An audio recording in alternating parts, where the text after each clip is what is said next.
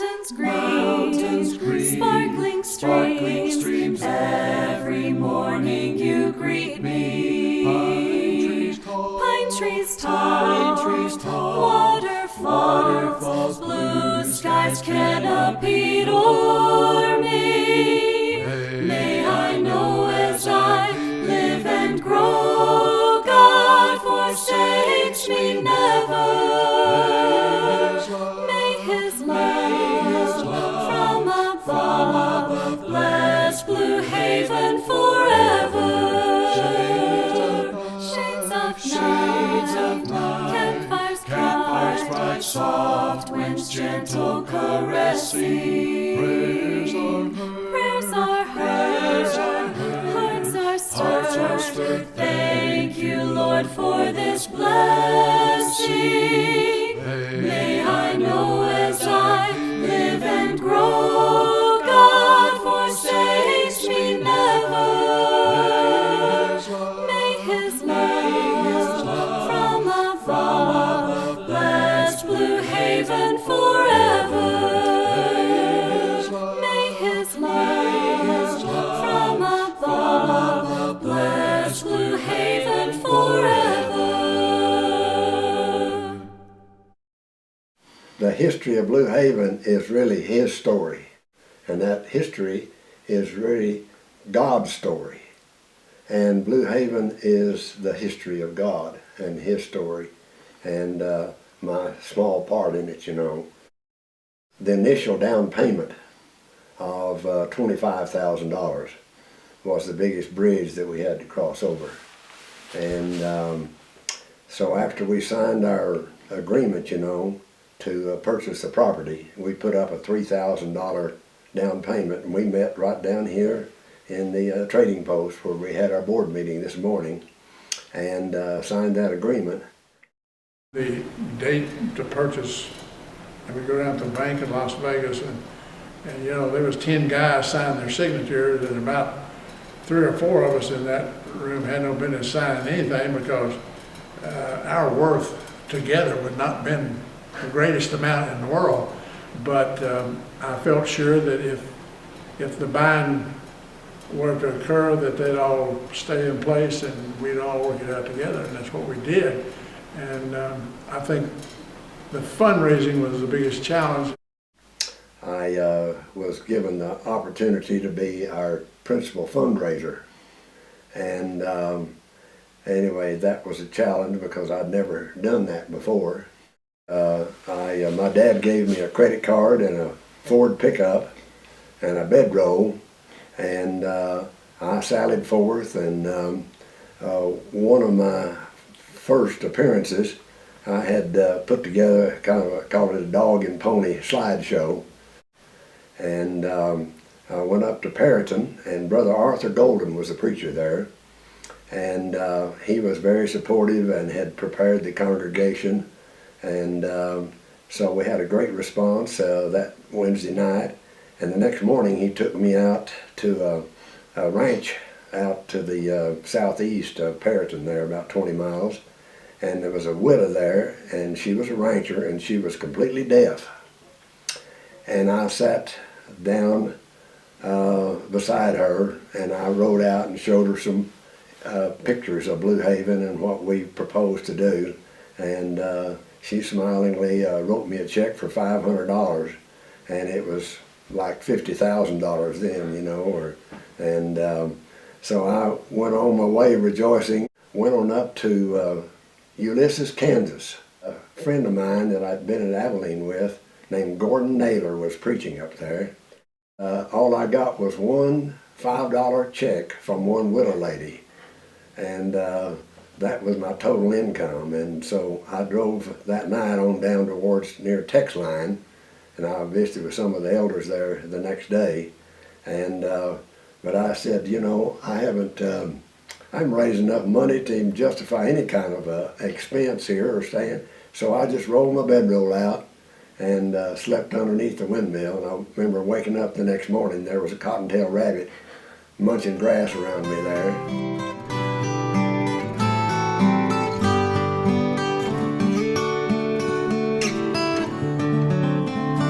There's a place where Mother Nature,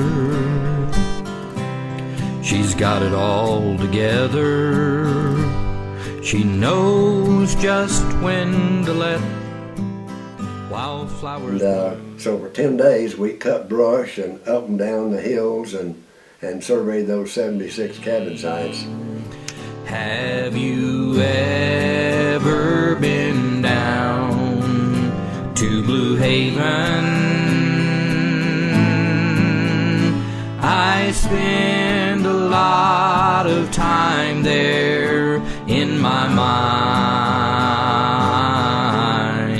And if God doesn't live at Blue Haven, I'll bet that's where he spends most of his time.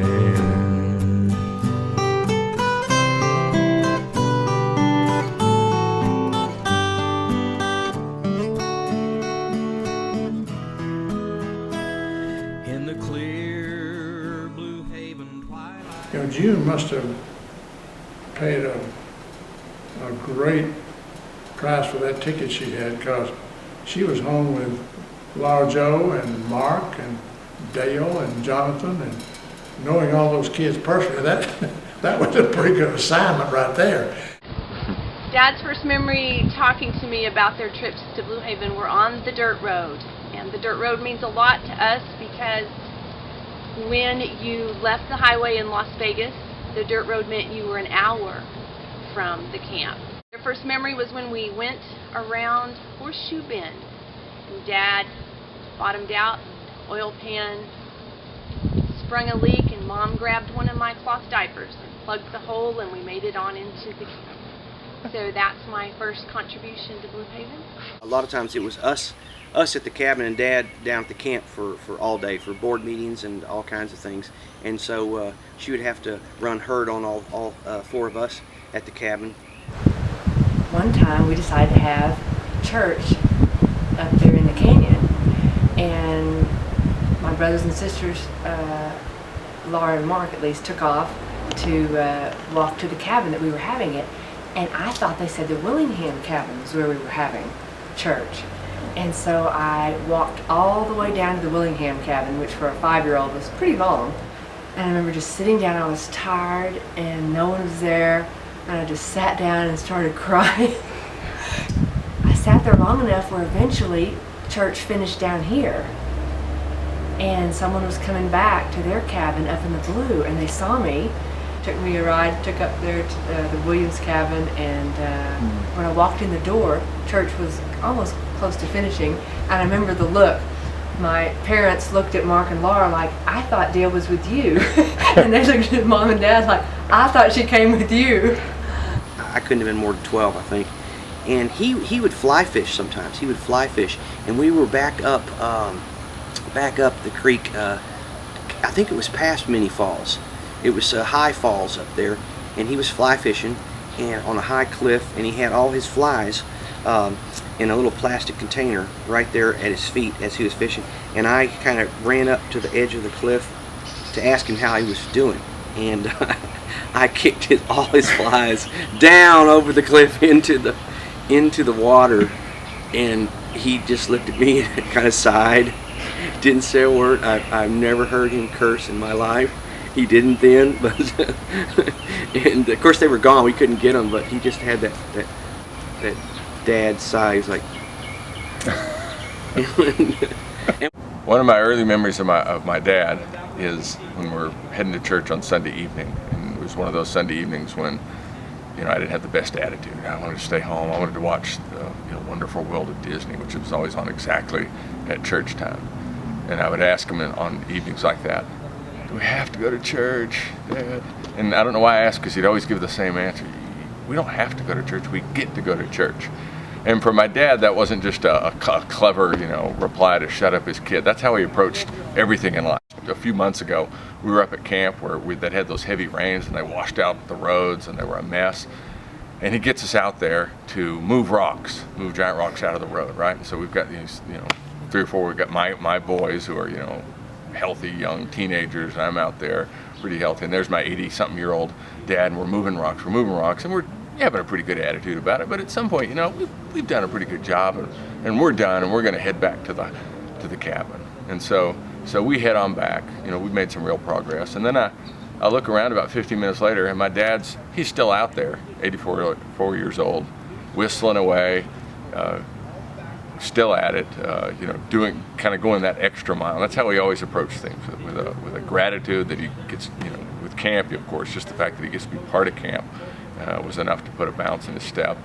And then just, you know, everything in life, you know, no matter how hard he would work at something, just having that opportunity to work and be creative and be part of something valuable, you know, that defined my dad.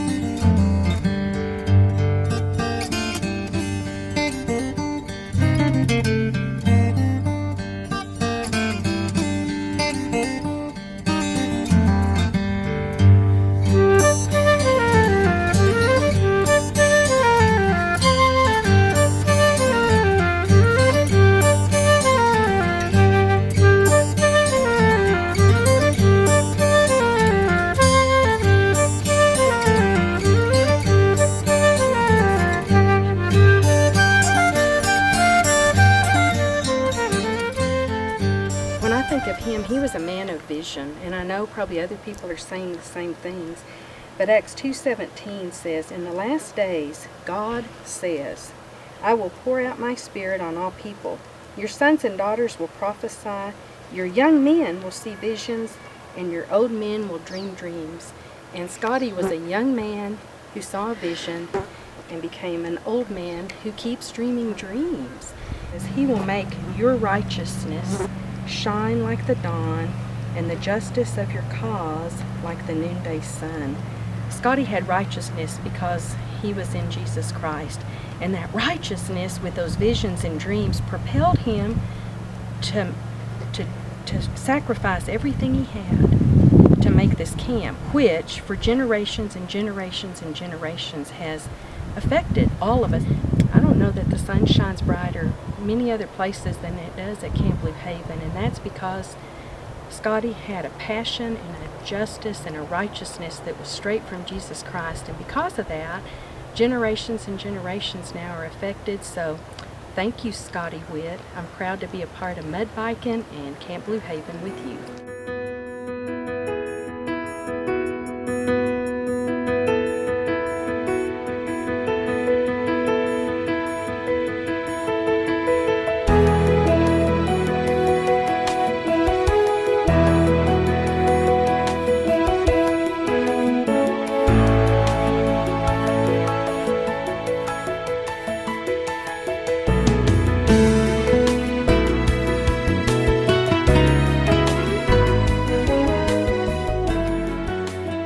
I was there, senior in high school. A really great guy. He's passed on.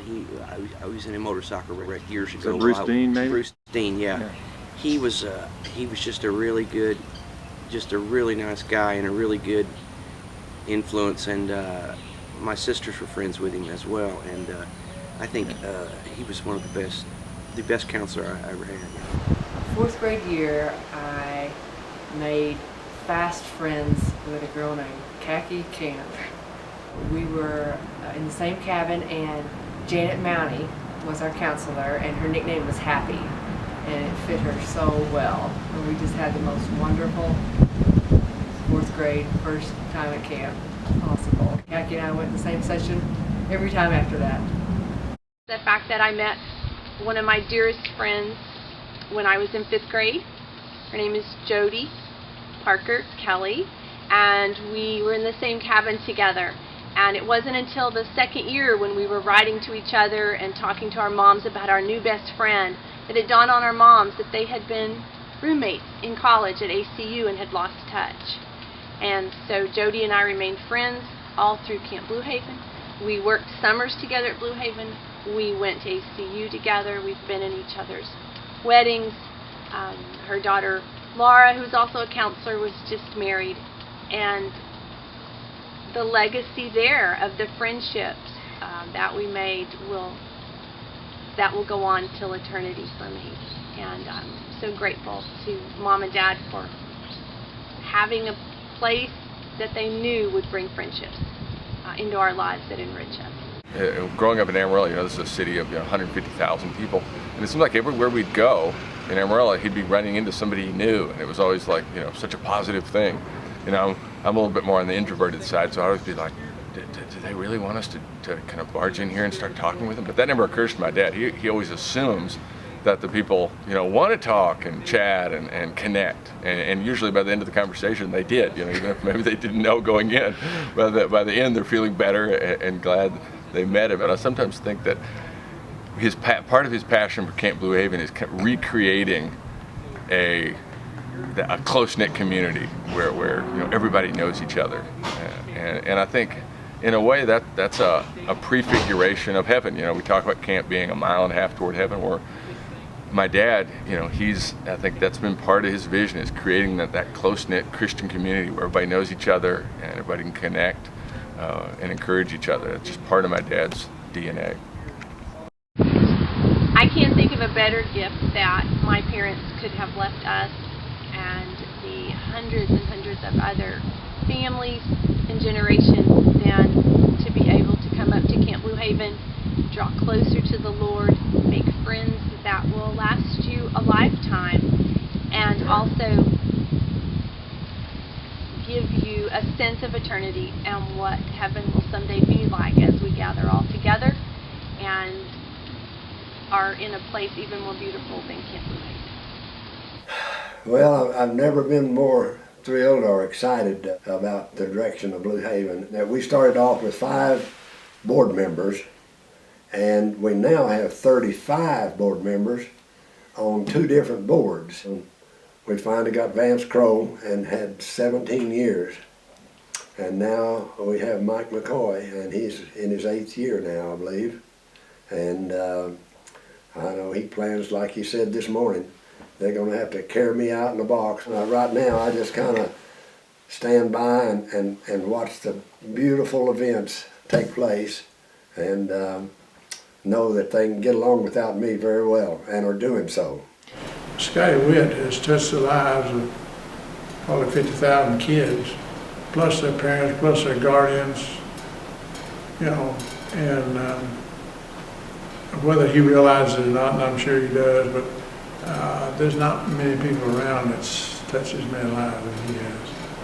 And his reward must be something else. Mountain streams, sparkling streams.